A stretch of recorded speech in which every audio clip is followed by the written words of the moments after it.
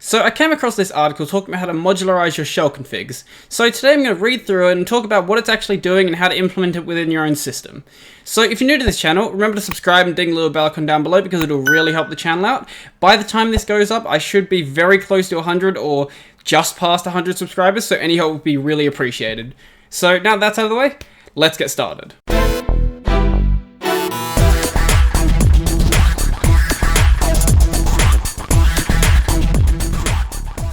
So the article in particular I found on Medium. So it's called How to Modularize Your Shell Config by Florian Darlitz, I'm going to guess is how you pronounce that. Modularizing your shell config for a cleaner setup. Note the setup described in the following sections can be applied to shells like bash, zshell, fish, and other common Unix shells. However, keep in mind that the commands might differ a bit. So if you're going to be using this across different shells, I know that it works in bash, and I'm pretty sure that zshell has a very similar syntax for things like aliases and functions. But if you're doing anything else, then they might be different. Fish, for example, isn't a POSIX compliant shell, so you might run into some difficulties there. But I'll just go over what it's actually doing first, and then we can actually talk about that. So I'm using custom shell commands, aliases, and functions quite heavily as my bash RC and zshell RC grew too big. I decided to modularize my config, and I want to share how I've done this. So it's actually a really cool setup that this guy worked out. So first of all, I've created a dedicated directory in my root directory. He's actually his home directory, but not important, for all of my custom shell commands, aliases, and functions. And then in there, so basically, he has created a bunch of files in there that store those aliases, functions, and he's got the aliases in different files so they can be categorized easily. And then the definition of those files is just the same way that you would write them in your bash RC or your zsh RC, so there's nothing special there. And then finally add this line to your bash RC or zshell RC or whatever shell config you're using, and this will automatically load all of your files into it. So the line in here, for F in the directory to where all of the files are, and then a wildcard, do, and then whatever the parameter is, and then done. So basically what this will do is it will loop through every single file that's in that directory, and it'll run source on them. So if you haven't used source before, basically what that will do is it will load up that file for that instance of the terminal. So that's what you want in your bash RC. Every time your terminal opens, it's going to reload the file, so it doesn't really matter if it's sourcing it every single time. So this is a very short article, so I'll go over what I'm actually doing with mine in a second. And that's it. Congratulations, you've modularized your shell config. If you want a list of useful Unix commands, then you can head over to this guy's GitHub, but we're not going to do that in this video. So now I'll bring up a terminal and show you guys what I'm actually doing on my system, so we can step through it step by step. So bring up that. Zoom in a bit. Okay, so I'll bring up LF and I'll show you where I'm storing it. So this guy had it in his home directory, but I'm not going to do that. I'm going to put it in my .config. So within my .config folder, I've got this folder in here that I've got symlinked to my Git where I'm storing all of my .files, but that's not important. So we've got this folder in here where I've got things like my aliases, my Angular aliases, my application aliases, enhanced shell commands, functions, and Git aliases. So each of these files is just what you would normally have within your bash RC or your zsh RC, your fish RC, whatever RC files you have. So the one problem with doing this is that you don't actually get syntax highlighting, which is slightly annoying. So if you do want that, I would recommend just writing it within your bash RC and then copying it over. So say we want to add something to my, I don't know, my functions, we'll say. So we'll add a hello world function in here. I'll just write this up quickly. And echo hello world. Oh, you get a bit of syntax highlighting, just strings, I guess, but you don't get what you'd normally get when working within your bash RC. So we save that, and if we quit out of my shell now and open up a new one, we run hello world, and we'll see that that will now print out my hello world function. So I'll show you guys in my bash RC how I'm actually doing it. So it's pretty much what he had, but it's just slightly different for the path that I'm using. So if we look at this file now, the last time I showed this, I had tons and tons of stuff in here. So I would have had all of my aliases and all of my functions. I didn't have many functions, but mainly all of my aliases. And now it's just this one line in here that replaces all of that. So for F in and then the path to where I'm storing them. As I said, I'm not storing them within my home directory. I've got them within my .config folder. So .config/shellconfig/star, and then do, and then it sources all of them. That should probably just be in quotation marks in case I use a space. If I did that without having it in quotation marks, it would treat it as two different options, and then it wouldn't actually load them up properly. So the last thing that I'm doing is I've also got it symlinked to my .files Git repo. So I'll show you guys what that looks like.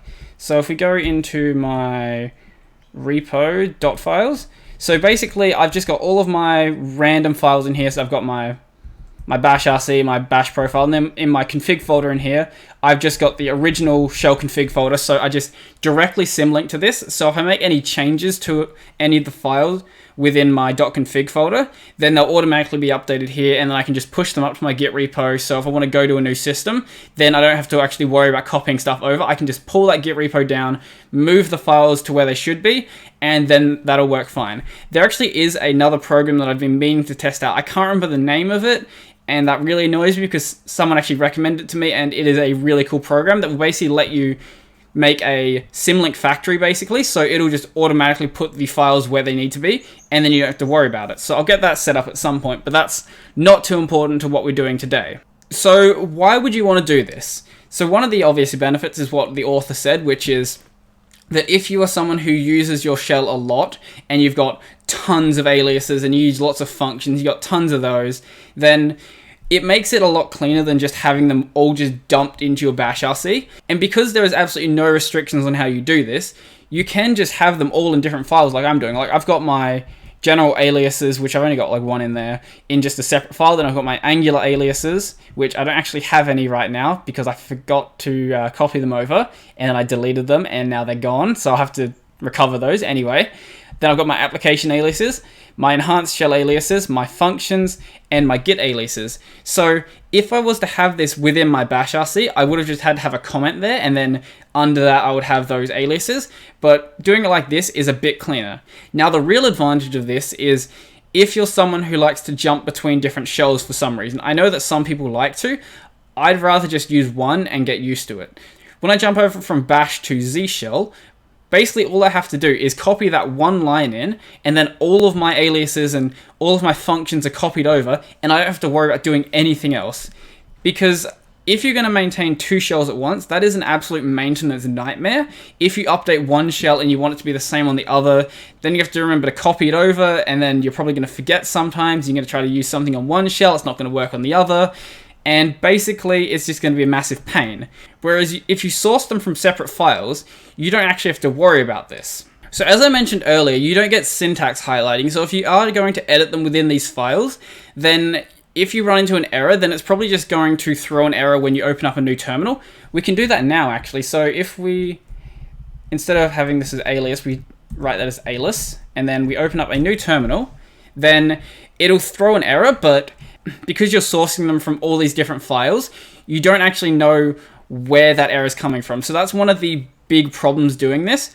But as long as you know that all of your aliases are written properly, so if you were to just write them in your bash RC, then it's not going to be a problem. And then just obviously copy them over.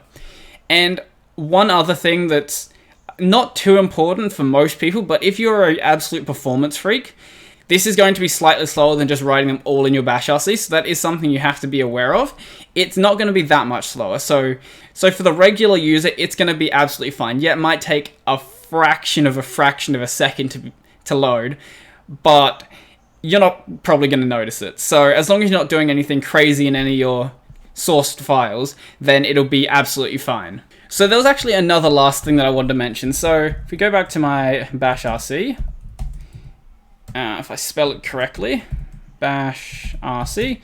So obviously you can actually source from multiple different locations. So if we copy that line, say you've got some files in, I don't know, also your shell conf or whatever you want to call it. If you want to have them in separate folders as well, you can obviously do that. And if you'd much rather just manually reference the files, you can do source, then wherever the path to the file is, .config, oh my god, I can't spell, /shell config, and then /git aliases, for example. So if you do want to manually write out the paths, you can. I wouldn't recommend it personally, because that's another maintenance nightmare. Because say if you were to, I don't know, you want to change these from being like this to having underscores in their name, or being in camel case, for example, then you're going to go through and update all of them. Whereas just using the loop and then dealing with it at runtime is going to be much more adaptive. It's going to be slightly slower, obviously, but it's going to be much more resistant to changing. So somehow I managed to change what could have been a really short video into about 10 minutes. So if you stuck around to the end, that is awesome, because I don't know why you did. So if you like this video, remember to smash that like button and leave me a comment down below, let me know what you think. And if you want to see more videos like this, remember to subscribe and ding the little bell icon down below, because it'll really help the channel out. And up there will be a playlist that this video is in, so if you want to check out other videos like this, go check that out. I reckon it'll probably be my Linux Rising playlist, so there's a lot of content in there now, so if you want to see some stuff, go check that out. And also go check out my Twitter and my Mastodon if you want to get updates for when my videos come out. So I think that is pretty much everything for me, so I'm out.